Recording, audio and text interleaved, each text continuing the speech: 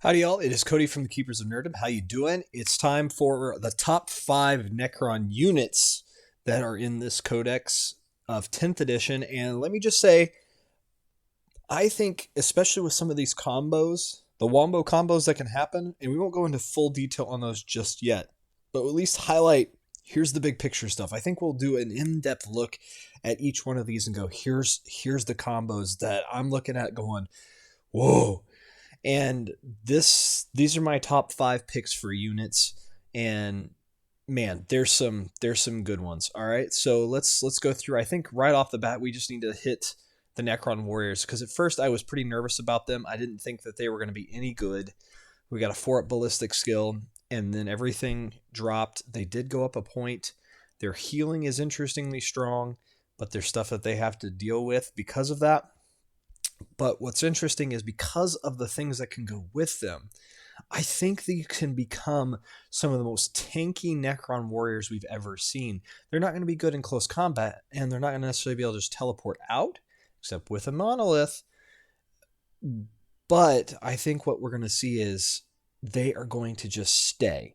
And when something locks into close combat with them, you kind of laugh internally as that's fine. You do that, but they're not going to quite realize, unless they've played against them, that doing that is actually going to be to their detriment, because they're going to heal so much. They're going to have some feel no pains with some of the characters that can go up. They can get invuln saves. I'm just saying, Orokin the Diviner or the Technomancer, for those types of saves, it's going to make them really hard. There's also the Chronomancer, things that can really make them pretty durable. And plus, you could have other characters leading them that really buff up their potential in close combat to really help them clear out stuff. And they have that 2 OC, so they can stay on a point and nobody's going to take them off. I think that's definitely one of my first 5. That's something else. We'll come back to Immortals. We might revisit them. So first off, you do need to understand, lethal hits and rapid fire 1 with the Gauss Flare is really pretty decent, but still strength 4, 0 AP. This thing is down 12 to 12 inches. We don't get it up to 15 with the Mephrit Dynasty anymore, but we have lethal hits. So if we roll a 6, and there is a leader that can make our critical hits 5s and 6s, we auto wound. And that's disgusting. I mean, that would be disgusting on the Gauss Flare too. It's just really interesting because there's so many options here, and that -1 AP then going through, man, and Overwatch, I think they're going to take advantage of Overwatch with like an Overlord too. That's another option. See, here's where it gets crazy. Overlord with a Chronomancer or Orokin the Diviner. Yeah, you're right. And Technomancer, it's just combos.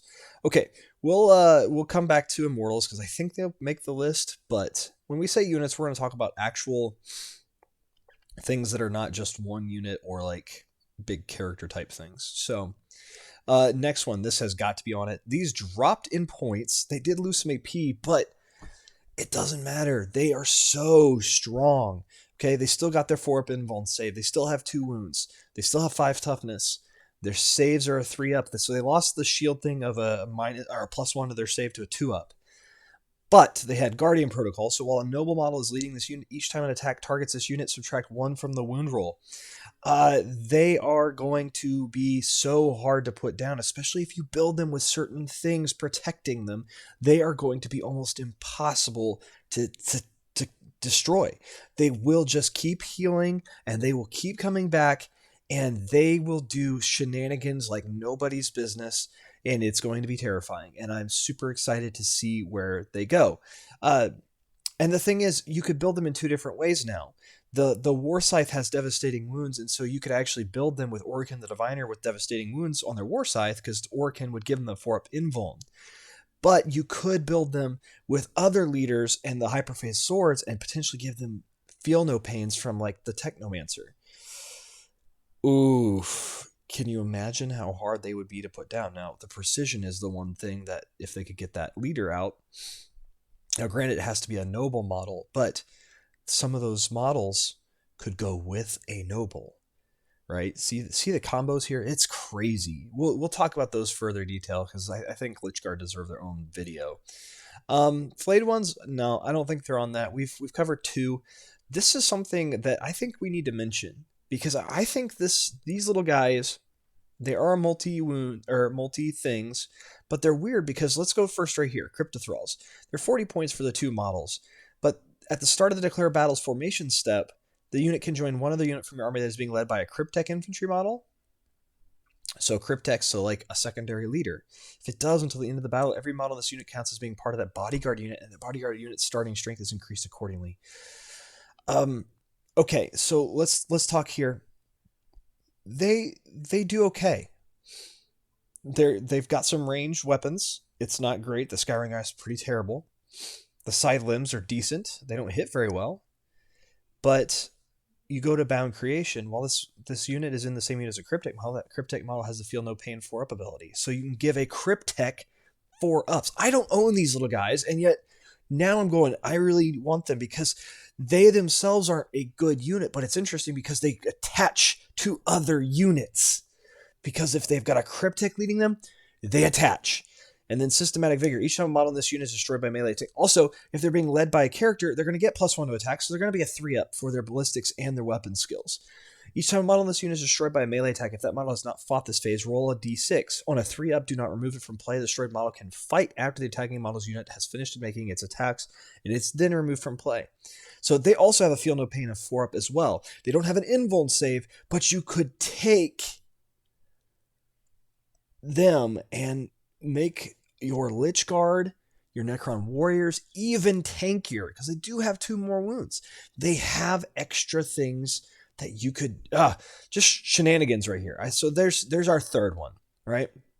Scorpec Destroyers, I think they're cool, but they lost some movement, and that really saddens my soul. There's some shenanigans you can get there. Again, we'll go into the single model units. That'll be a separate video, because that's a whole other thing, right? Because obviously, we're looking at like the big groups. Spiders, I don't think are very good, and unfortunately, Scarabs are not either. So we're just kind of scrolling through here. Ophidian Destroyers, I've tried them once, and they insta-died, and it was my fault. I put them out there, and they died, and it was kind of my fault. Tomb Blades, just a side note here. We just need to say, I don't know yet. They are so much more expensive, but they have all this stuff just built in. So you can have a 5-up invuln and a 3-up save characteristic, and plus or -1 from the hit roll, but you can't ever put a leader inside of them. You can have things that do give them a +1 to hit as well. They could be good, but I don't know if they're on my top. Triarch Praetorians, definitely not. Did they still have 10-inch movement? Nope, they went down by an inch. 2. Canoptic Wraiths.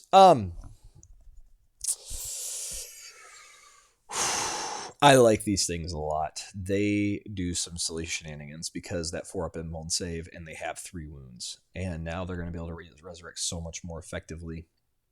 Just as a side note, I think they are really good. I don't know if they're in the top 5. We'll come back if we don't find anything else. We got these single... Yep, there's our top 5s. Okay, so here it is. So we've done Necron Warriors, Locusts, and Cryptothralls. These are number 4. Yeah. And as a side note, we'll do Honorable Mention, but Locust Destroyers, lethal hits now, so they auto wound if they roll a 6, and the Locust Lord can go in there, and he's disgustingly nasty as well, and hardwired for destruction. Each time a model in this unit makes an attack that targets a close eligible unit, reroll a hit roll of 1. They have a 3-up, but they can also go 2-up with the Locust Lord. 3 attacks, 24-inch range, -2 AP, 3 hit ballistic still, but 2 damage. I mean, they're not gonna miss, and you can have them up to 6, and they're ridiculous. Let's just go up and look at Locust Lord for just a second, because this is where the rubber really hits the road. You need to understand the combo here of why this is so good, because they are just devastating, and I think people will not be sleeping on these, obviously, but all right, we're on page 86, scrolling back to 26. While this model is leading a unit, each time a model in that unit makes a ranged attack, a successful unmodified hit roll of 5 scores a critical hit. So those critical hits are now not 6s, but 5s and 6s. And the Res Orb. And he has a Feel No Pain. Oh, he could have a Feel No Pain, depending on what you do. That's tough there. But that's some good shenanigans, because you could do the Locust Destroyers with that, because they would be, as much as they're anti-mob, reality here, if they can auto wound on 5s and 6s with lethal hits and -2 AP with 2 damage, they can take out big vehicles. These things can do major nasty things. And that's kind of insane. That's a lot of attacks. 6, 3, 18. That's 18 shots of 2-up ballistic skill, -2 AP with 5s and 6s auto wounding. That's a lot of damage with 2 damage each. Okay, and rerolling hit rolls of 1. You're going to roll into a lot of 5s and 6s. A lot. But then it gets really tough because now we have something bizarre. This is my number 5 pick, the Locust Heavy Destroyers. They separated them out now. You can only have 3 of them in a group, which is sad, but I get it because they used to be able to go back and forth with each other. And wow. First off, the Gauss Destructor, we just need to hear, this is the gun typically everybody takes, and it went up in range to 48 inches, 1 attack, 3 ballistic skill. We're going to be making it a 2-up, 14 strength, -4 AP, 6 damage, right? This is nasty. It's heavy, so if they remain stationary, get +1 to hit, which they don't really need it if they've got a leader. That's fine. And then lethal hits. So if they roll a 6, but if they have that Locust Lord, 5s and 6s with 3 of them, odds are you get 1. It auto wounds, and you don't have to do that second roll. Oof. But also, let's just go over here for a second. Optimized for slaughter. Each time a model in this unit makes an attack with the Amnitic Exterminator, the top thing, against an infantry unit, reroll a wound roll of 1. So reroll wound rolls of 1. For that thing, against infantry, each time a model in this unit makes an attack with a Gauss Destructor against a monster vehicle unit, reroll a wound roll of 1. So they get to reroll the wound rolls, and they would get to well, not necessarily reroll the hit rolls of 1s on these guys, but you can make it a 2-up. It's nasty. That's nasty. The Amnitic Exterminator, this frustrates me because this thing stunk. It was not good in the last edition, and all of a sudden we get hit with this thing, and they did go up. No, they're both toughness 6 now instead of toughness 5. That's good. That's real good. I like it. So they're heavy. Rapid fire 6. So if they get it within half range of the 36 inches, okay, that's 18? Yeah, 18. 12 attacks. I don't want to like that weapon. I don't. But that's disgusting. Imagine flying at somebody, that's strength 6, right? So that's not bad. It's only -1 AP with 1 damage, but it's also sustain hits 1. So if you roll a 6, and if you got the Locust Lord in there, 5 and 6, you get to add an extra die into your wound roll. You're going to be plowing through infantry. It's not a high AP, but just the amount of shots. Can you imagine if you had maybe 36 shots, if you had 3 of those within the half range? I mean, you would just decimate something. So those are my top 5 picks. Everything else done here is single model units. So we're not really looking at those. We're looking at our bigger Horde stuff, I do believe. The only exception is Silent King. And honestly, I'm still not a fan of what they did to him. I think he's still usable, but he's so expensive. So just some honorable mentions, and let's highlight them really quickly. The Canoptic Wraiths and then the Immortals. I think they're quite the special things here. The Canoptic Wraiths did go down in a few inches in movement. Were they 12? I think they might have been. So they've lost quite a bit of movement. Don't quote me on the 12. It might have been just 10, but I think it was 12. They're equipped with one of these weapons now, just automatically. And I don't like that, right? Because that means we're paying for those things. And let me see. Canoptic Wraiths, they're 110 points per model. They were 35, I think. Yeah, 35. So 70, 105. And so they went up 5 points, which honestly, for what they get right here. I wanted to just take the transdimensional beamers because the AP and the damage, but then you get up to the top and you go, wait, those particle capacitors are pistols, so you can fire them in close combat, and they're devastating wounds. So 6s Whew, on the wounding. And their 2-ups ballistic skills. See that? 3 attacks each. I would use those. Because that would be some mortal wounds coming in. And they got that invuln save. And you start with the Vicious Claws, which I would keep. It's only -1 AP, but it's 2 damage, right? Strength 6, 4 attacks. It's double the attacks. Or the whip coils are double the attacks. But their Wraith form also is a nice little addition that they can move over something. So tag it a little bit. And each model in this unit, so up to 6 of them, and reach 4 up, they suffer a mortal wound. Just by moving over something. I love it. Like, that's ridiculous. And those things are quite survivable, even though they can't have a leader directly. Pretty doggone good, right? And I think the last one, just to mention for an honorable mention, is this. Where are they?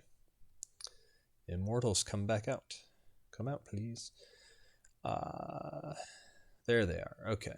So the Immortals, not much has changed as far as up here, but they did get lethal hits. Now Teslas get the assault, so they can move up, but the lethal hits, it's the fact that now they can have a leader with them that can really, say a Royal Warden, they could get heavy and the assault keyword on all their guns. Now the Tesla doesn't need it, but that Gauss Blaster all of a sudden really good. They go to a 2-up to hit, not bad. And also Implacable Eradication. Each time a model unit makes an attack, reroll a wound roll of 1. If the target of that attack is an enemy within range of an objective marker, you can reroll the wound roll instead. So you can just reroll their wound rolls. They're going to be consistent. Very consistent. And with some of the things that you can put with them, it's going to get nasty. Just for example, let's just see here, because I was planning actually the Overlord for quite a few times, but also just Royal Warden for 40 points. He's just so cheap. He's good just for that. I mean, you can just put him with something really easy. It's not that he's that great. It's just the fact that he's 40 points. He just goes into stuff really, really easily. He's efficient. Very efficient. But this right here, my will be done. Once per battle round, 1 unit from your army with this ability can be targeted with a stratagem for 0 CP. Even if you've already targeted a different unit with that stratagem this phase. So it's not only you can reuse a stratagem that's already been used, but it costs 0. And he's just protected in the resurrection orbs. Things like that, it's interesting stuff to really. He's a more offensive leader type, and I appreciate that. There's some great big units in Necrons now, and the Necron warriors they're going to be slow. They're not going to have very good range. You could Veil of Darkness them up though. Guys, it's going to get scary, the things that we can pull off now. Very scary, and I am so excited for what we're going to be able to do, because I think we can make Necron warriors almost unkillable. So as much as we were seeing the reanimation protocols, man, these are terrible. The things you can put on the Necron warriors to make them so tanky to the point where they cannot go down, it's going to be hilarious. It's legit going to be hilarious, because let's just throw this one out here and then we'll call it for this video today, because this cracks me up right here. Where is he? Yeah, there he is. All right. So he can be attached to something that already has a Royal Warden or the Noble in there. Now, the Noble is going to be hard because it's going to be the Lord of the Overlord or Royal Warden.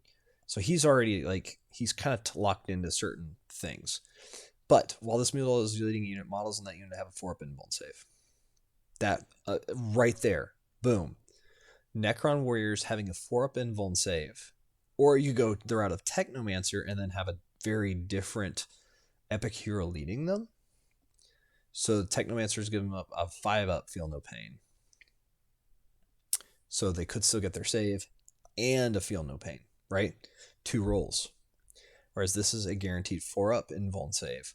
And if they ever get charged, he's going to use the Stars Are Right and just massacre something. It's going to be epic.